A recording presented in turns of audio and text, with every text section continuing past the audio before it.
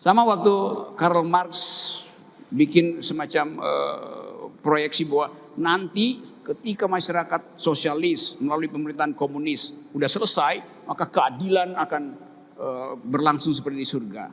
Pertanyaannya, apa enaknya kalau semuanya udah segitu, semuanya udah ada gitu. Terus kita berbeda apa lagi? Ya memang kita sama-sama bunuh diri aja kan. Kalau teori Marx itu benar, terus apa nikmatnya? Semua orang sama pendapatannya, semua orang cara mengucapkan rayuan sama segala macam. Jadi kita mau bayangkan bahwa diversity itu tetap akan terjadi kendati kita harus bergaul dengan robot. Jadi kita mesti anggap sebetulnya sebagai postulat penghibur bahwa masa depan keragaman itu tetap hidup. Jadi hanya itu yang bisa saya fatwakan hari ini. Nah, apalagi itu ya. Masuk tadi pada soal baca. Ya soal baca. Itu pentingnya kita persiapkan proyeksi kita. Satu-satunya kemampuan kita buat proyeksi adalah dengan mengintip bacaan-bacaan mutakhir. Yang sekarang dengan mudah kita lihat sinopsisnya, kita baca Harari kan enak betul kan, itu cuma sejarah aja. Yang barangkali kalau kita ikuti membaca dari awal Charles Darwin itu berat banget.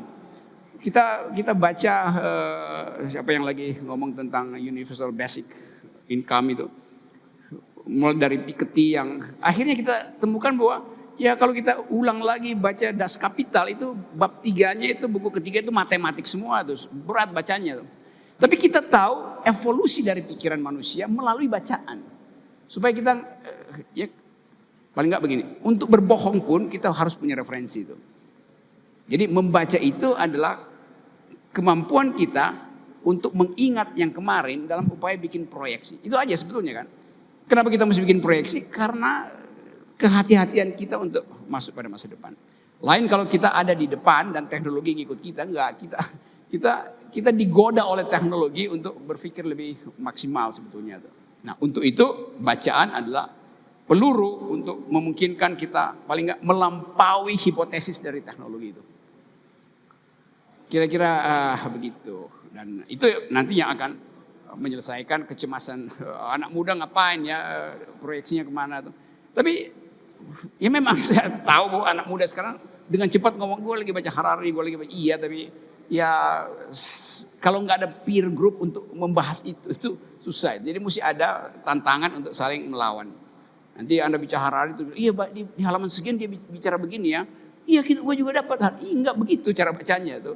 Mesti baca untuk membatalkan tesis Harari itu, baru terjadi percakapan itu kan. Membaca artinya menggeleng bukan mengangguk. Demikian juga mendengarkan uraian saya dengan Pak Gita, jangan Anda mengangguk-angguk tuh. Anda mesti menggeleng.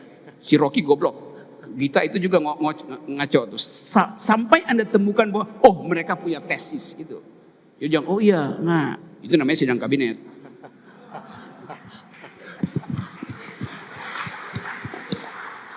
Oke, saya mau nambah, boleh ya?